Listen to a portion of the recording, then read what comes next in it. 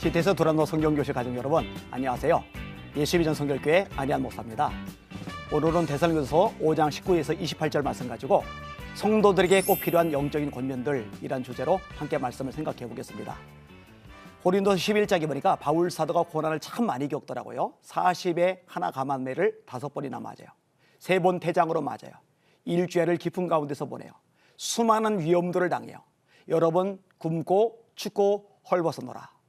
근데 놀랍게도요, 이것 때문에 힘들다, 속상하다, 지친다, 힘 빠진다 이런 얘기를 한마디도 안 해요. 근데 바울 사도가 힘들어하는 것이 따로 있더라고요. 그 뒷부분에 이렇게 말씀합니다. 오히려 날마다 내 속에 눌리는 것이 있으니 그 모든 교회를 위하여 염려하는 것이라. 누가 약하면 내가 약해지지 않더냐, 누가 실족하면 내가 애타하지 않더냐. 이게 목회자로서 성도들이 하나님의 말씀에 바로 서 있을 때, 든든하게 무장해서 승리할 때 바울은 기쁜 거예요. 근데 그렇게 서 있지 못할 때, 실족할 때, 연약할 때 바울의 애간장이 높고 속이 다 들어가는 거예요. 목자의 마음이겠죠. 오늘 본문의 내용도요, 목자로서 사도 바울이 성도들에게 아주 필요한 영적인 권면들을 해주고 있어요. 오늘 그 부분들에 대해서 함께 생각을 해보려고 합니다. 첫 번째 부분이 성령을 소멸치 말라는 내용입니다. 19절이죠. 성령을 소멸하지 말며. 이 성령님의 역사심은요 굉장히 중요합니다. 자, 예를 들어서 하나님의 백성들을 구원받게 만드는 것이 성령님의 역사입니다. 예수님이 이렇게 말씀하세요. 사람이 물과 성령으로 거듭나지 아니하면 하나님 나라에 들어갈 수 없느니라. 우리를 거듭나게 하시는 분이 성령님입니다. 고린도서 12장 3절에 보니까 하나님의 영으로 말하는 자는 예수를 저주할 자라 하지 아니하고 성령으로 아니하고는 누구든지 예수를 주시할 수 없느니라. 예수님을 주라고 고백을 해야 구원을 받는데 예수님을 주라고 고백하게 만드시는 분이 누구냐? 성령님이시라는 거예요. 우리 하나님을 아버지라 부르잖아요. 하나님의 아들이니까, 하나님의 딸이니까 당연히 하나님을 아버지라고 부르죠. 그런데 하나님을 아버지라 부를 수 있도록 역사하시는 분이 성령님이세요. 하나님이 그 아들의 영을 너희 마음 가운데 보내사 아바 아버지라 부르게 하시느니라. 너희가 다시는 무수하는 종의 영을 받지 않고 양자의 영을 받았으므로 아바 아버지라 부르시느니라. 이렇게 우리를 구원받게 하시는 성령님은 우리를 영적으로 무장하게 만드세요.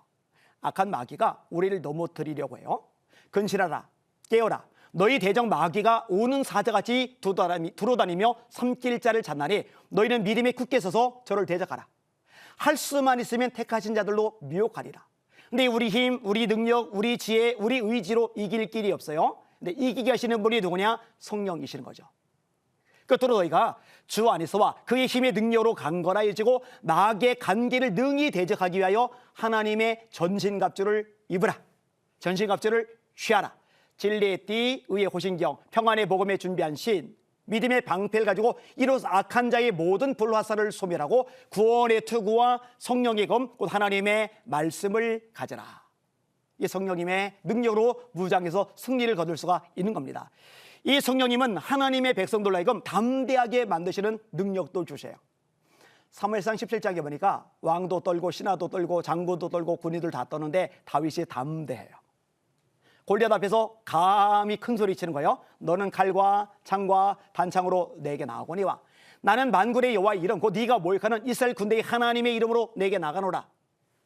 그가 너를 내 손에 넘기시리니 내가 너를 쳐서 네 목을 베고 오늘 블레셋 군대 시체로 공중의 새와 땅의 들짐승에게 주어 온 땅으로 이스라엘의 하나님이 계신 줄 알게 하겠고 또 여호와의 구원하심이 칼과 창에 있지 아님을 이 무리에게 알게 하리라. 전쟁은 여호와께 속한 것인즉 그가 너희를 우리 손에 넘기시리라. 근데 이렇게 담대한 근거가 뭐냐? 다윗이 여호와의 영에 크게 감동되리라. 초대교도 마찬가지예요. 협박을 받아요. 전도하지 말라는 거예요. 입 다물라는 거예요. 성도들이 모여서 합심해서 기도합니다. 주여 이제도 저의 위협함을 굽어보시고 담대히 하나님의 말씀을 전하게 하시며 손을 내밀어 병을 낫게 하시고 표적과 기사가 거룩한 종 예수의 이름으로 이루어지게 하옵소서. 사도행전 4장 31절 다음 절에 빌기를 다음에 모인 곳이 진동하더니 무리가 다 성령이 충만하여 담대히 하나님의 말씀을 전하리라. 성령이 충만하니까 담대해지는 거예요. 자, 두 번째 항목이 뭐냐? 예언을 멸시하지 말라는 거예요. 오늘 본문에 이렇게 말씀합니다. 예언을 멸시하지 말고. 이 예언은요 하나님의 뜻, 하나님의 음성을 우리에게 전달해 주는 통로 중에 하나인데 왜 예언을 멸시하지 말라고 말씀하시느냐? 이유가 있어요. 이 예언을 멸시하는 사람들이 있거든요. 하나님의 뜻인 줄 빤히 알면서, 하나님의 말씀인 줄 빤히 알면서도 가볍게 소홀히 생각하는 사람들이 있거든요. 그래서는 안 된다고 우리에게 가르쳐 주는 겁니다. 예언의 은사를 가진 사람들을 선지자라고 그래요. 사도행전 13장에 보니까 안디옥계 선지자들이 있대요. 이 선지자들이 하나님의 예언을 받아요. 바울과 바나바를 따로 세우라는 거예요. 이들을 파송에 보내라는 거예요. 안디옥교는요, 신생교회입니다. 50년 되고 60년 되고 100년 된 전통교회가 아니에요. 전통교회들은 담임 목사님이 빠져나가도 변동이 별로 없어요. 후임자 목사님이 오시기까지 안정적인 상태로 유지돼서 기다려줄 수가 있어요. 그런데 신생교회들은 담임 목사님 둘이 빠지면은 이건 어려워져요. 그러면 이제 회의를 할 만도 해요. 서로 머리를 맞대고 의논을 주고받다가 두 분이 한 번에 빠지면 교회가 어려움을 겪을 수 있으니까 바울이나 바나바 두 분 중에 한 분을 먼저 보내고 또 다른 분 한 번 청빙되면은 또 다른 분을 보내자, 이렇게 말할 수 있을 텐데 안디옥교는 그렇게 하지 않아요. 신생교회인데 담임 목회자 둘을 한 번에다 보내요. 그러면 이 안디옥교회는 무너지느냐? 아니요. 성령의 감동대로 하나님의 예언대로 순종하는 교회는 하나님이 책임져 주시는 거거든요. 이렇게 하나님이 예언의 은사를 통해서 말씀을 주실 때 이 말씀에 이의 달지 말고 토론하지 말고 이것저것 따지거나 계산하지 말고 온전히 순종하는 자세가 필요한 거죠. 그것이 예언을 멸시하지 않는 모습이라고 오늘 본문에 가르쳐주고 계시는 겁니다. 세 번째 부분이 뭐냐? 범사에 헤아려 좋은 것은 취하고 악은 모양이라도 버리라는 겁니다. 오늘 말씀에 이렇게 기록합니다. 범사에 헤아려 좋은 것은 취하고 악은 어떤 모양이라도 버리라. 특별히 앞부분 예언의 은사하고 연결이 되는 건데, 예언을 한다고 해서 이 예언이 다 옳은 것만은 아니에요.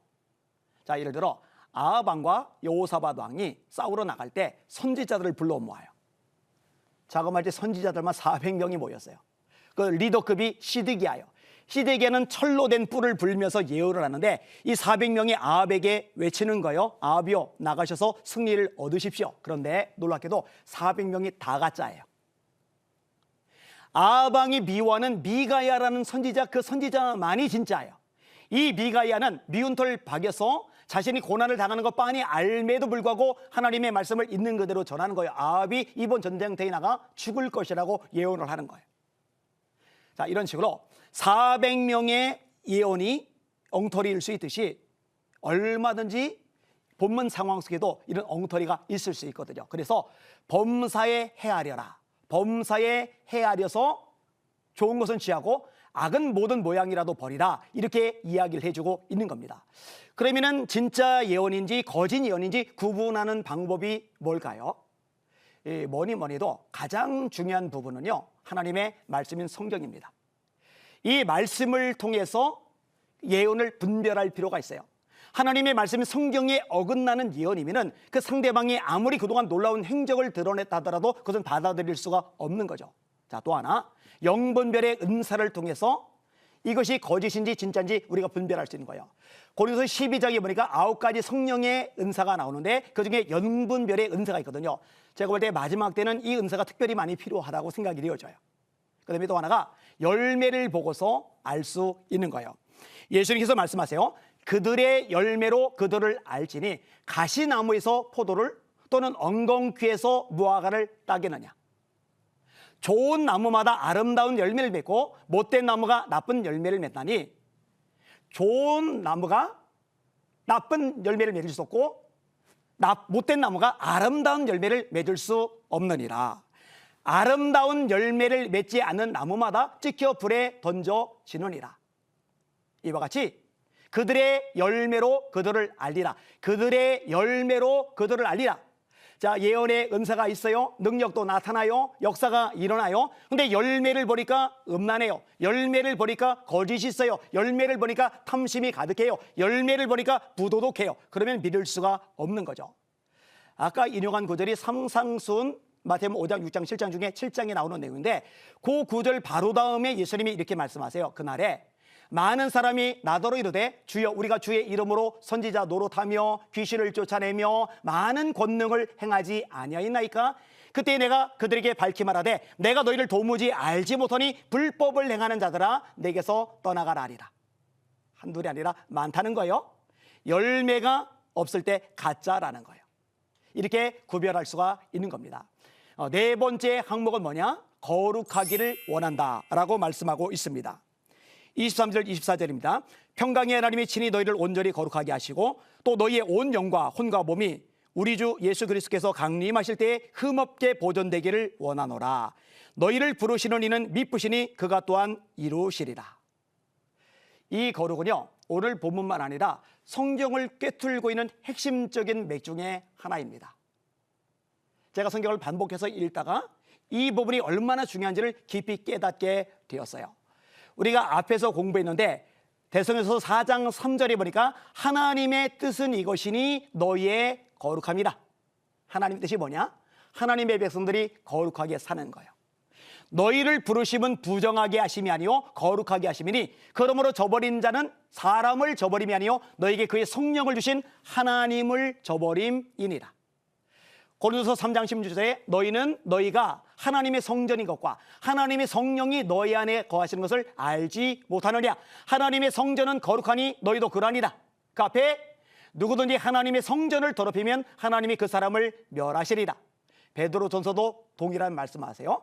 오직 너희를 부르신 거룩한 자처럼 너희도 모든 행실에 거룩한 자가 되라. 기록하였으되 내가 거룩하니 너희도 거룩할지어다 하셨느니라. 여러분 주기도문에 보니까 하나님이 어떤 분이세요? 하늘에 계신 우리 아버지요 이름이 거룩히 여김을 받으시오며. 이사야가 영안이 열려 하나님의 보좌를 부르는데 천사들이 뭐라고 찬양을 해요? 거룩하다 거룩하다 거룩하다 만군의 여호와여 그 영광이 온 땅에 충만하도다. 계시록 4장에 네 생물과 24 장로들이 등장을 해요. 그들이 찬양하는 내용이 뭐예요? 거룩하다 거룩하다 거룩하다 전능하시니요 전에도 계셨고 이제도 계시고 장차 오실리. 이렇게 하나님이 거룩하시니 하나님의 백성인 너희들 거룩한 것 이렇게 되기를 원한다라고 이야기해 주는 거예요. 근데 어떤 이야기 하느냐? 우리 주 예수 그리스도께서 강림하실 때에 흠없게 보존되기를 원하노라. 예수님이 재림하시기 직전에 우리에게 요구하시는 상태가 바로 이 거룩이라고 명확하게 이야기해 주고 계시는 겁니다. 그러니까 예수 믿고 구원받았어요. 이 구원받은 사람의 삶의 목표는 장로가 되는 게 아니에요. 부자가 되는 게 아니에요. 성공하고 출세하는 게 아니에요. 넓은 집 사는 거, 좋은 차 타는 게 아니에요.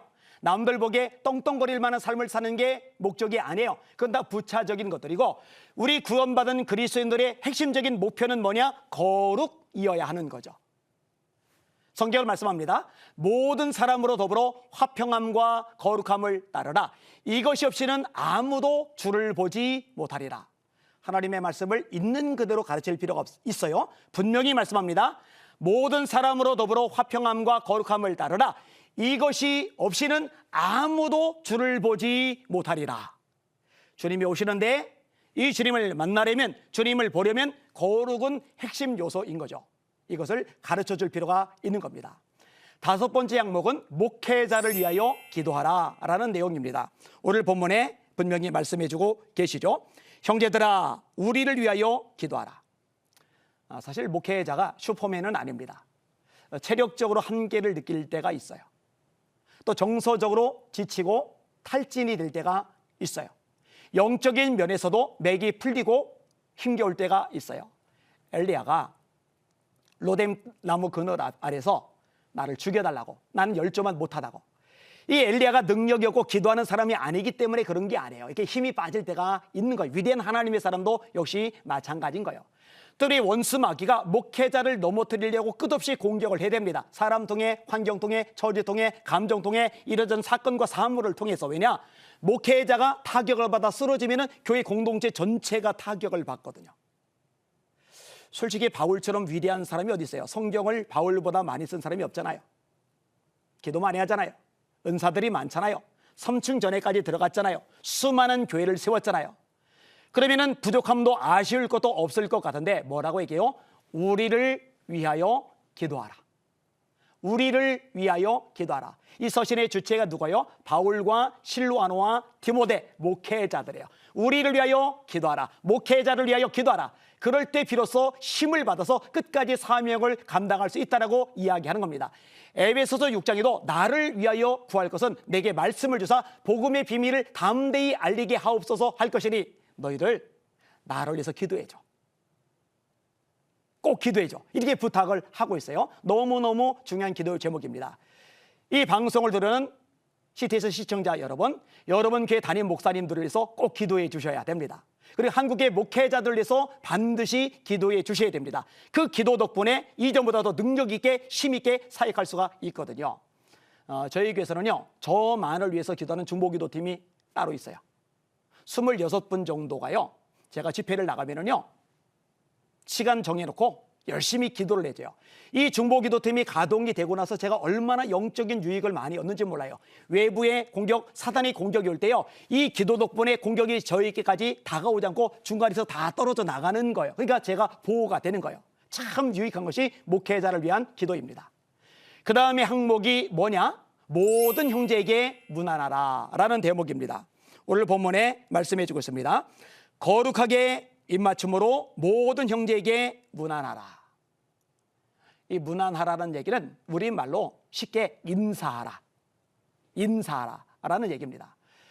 그런데요, 이 인사라는 대목 앞에 단어가 하나가 붙었죠. 모든 형제에게 문안하라. 모든 형제에게 인사하라. 그러니까 나에게 잘해주는 사람에게만 인사하면 안 되는 거예요. 친절한 사람에게만 인사하면 안 되는 거예요. 내가 인사할 때 잘 받아주는 사람에게만 인사하면 안 되는 거예요. 나를 불편하게 하는 사람 인사 안 하고, 내 마음에 상처 준 사람 인사 안 하고, 뭔가 꼴보기 싫은 사람 인사 안 하고 이러면 안 돼요. 모든 형제에게 인사하라. 이 말씀이요, 생각보다 쉽지가 않습니다. 예수님이 이런 말씀하세요.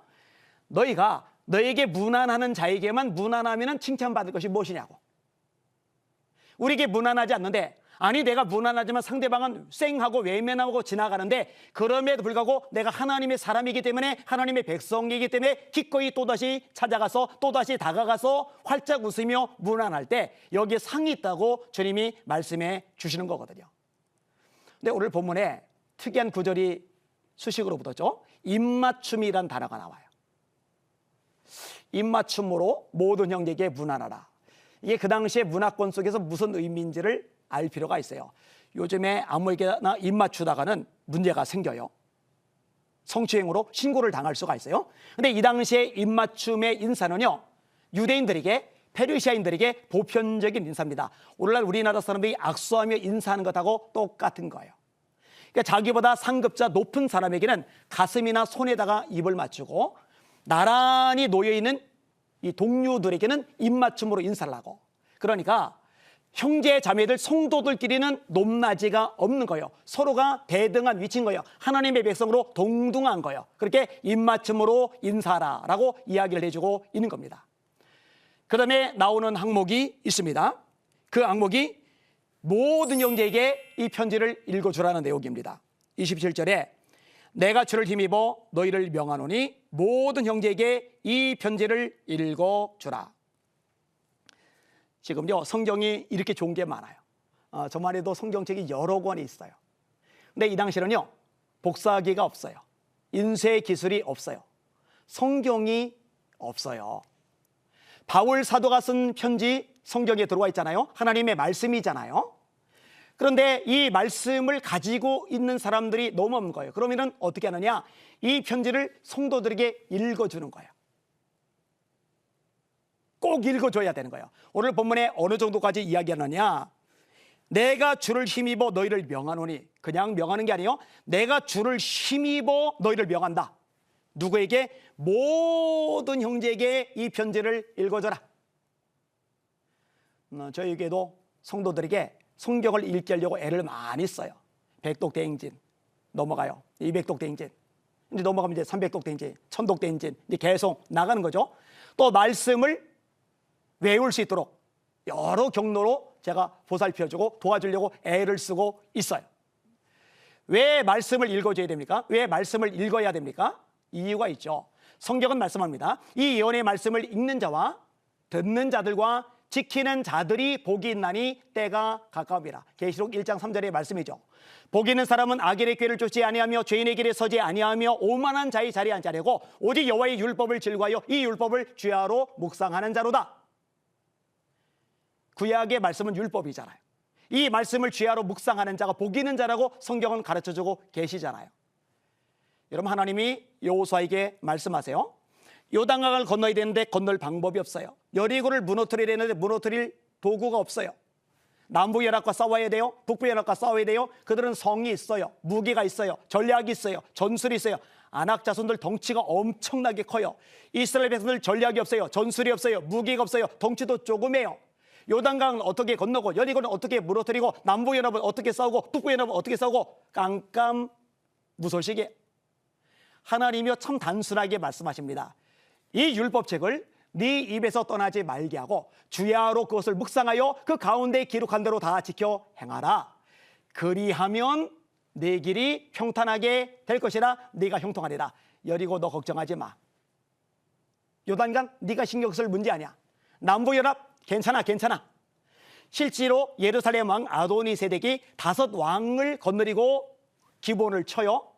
이스라엘과 화친 맺은 이 기본을 이들이 치니까 여호수아가 나가 싸우는데 하나님이 우박을 떨어뜨리시는데 이 큼직한 우박 덩어리가 이스라엘 백성들을 한 명도 안 맞히고 가나안 사람들만 골라서 맞추는 거예요. 성경이 뭐라고 기록하느냐? 이스라엘 백성들 때문에 죽은 사람보다 우박에 맞아 죽은 사람이 더 많대요. 하나님이 책임져 주시는 거예요. 뭐 때문에? 하나님의 말씀대로 행하니까. 하나님의 말씀을 가까이 하니까. 이 방송을 듣는 CTS 시청자 여러분, 이렇게 말씀을 배우는 시간이 정말 복된 시간입니다. 정말 놀라운 시간입니다. 왜냐? 이 말씀을 가까이 할 때 하나님이 이 말씀을 가까이 하는 자에게 승리를 주신다고, 능력을 주신다고, 역사와 기적을 주신다고 말씀하고 있기 때문입니다. 특별히요, 이 말씀은 여러 면에서 우리에게 본질적인 유익이 되는데,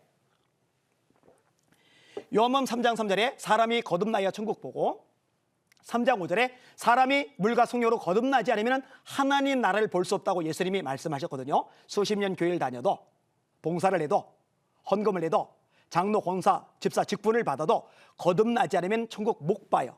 못 가요. 그럼 거듭나야 되는데 어떻게 거듭나느냐? 말씀으로 거듭나는 거예요. 베드로서 1장 23절이죠. 너희가 거듭난 것이 썩어질 씨로 된 것이 아니요 썩지 아니할 씨로 된 것이니 하나님의 살아있고 항상 있는 말씀으로 된 것이리라. 그러므로 모든 육체는 풀과 같고 그 모든 영광은 풀의 꽃과 같으니 풀은 마르고 꽃은 시드나 주의 말씀은 세세토록 있도다 하셨으니 내가 너에게 전한 복음이 곧 이 말씀이다. 디모데후서 3장 15절도 마찬가지예요. 네가 어려서부터 성경을 알았나니 성경은 능히 너로 하여금 그리스도 예수 안에 있는 믿음으로 말미암아 구원에 이르는 지혜가 있게 하느니라. 왜 편지를 읽어주라고 그래요? 왜 성경을 읽게 하라고 그래요? 말씀을 읽어야, 말씀을 가까이 해야 거듭나서 구원을 받을 수가 있기 때문이거든요. 또 구원받았다면 이제 성장해야죠. 성장하기 위해서도 말씀이 필요한 거예요. 갓난 아이들같이 신령하고 순전한 젖을 삼아라 말씀이거든요. 단단한 식물, 히브리서 말씀이죠. 역시 말씀이거든요. 영적으로 어느 정도 성장하고 나면 단단한 식물, 어려운 말씀도 소화시킬 수가 있거든요. 디모데후서 3장 16절 모든 성경은 하나님의 감독으로 된 것으로 교훈과 책망과 바르게 함과 의로 교육하기에 유익하니 이는 하나님의 사람으로 온전하게 하며 무엇이? 말씀이 하나님의 사람으로 온전하게 하며 모든 선한 일을 행할 준비를 갖추게 하려 하심이라.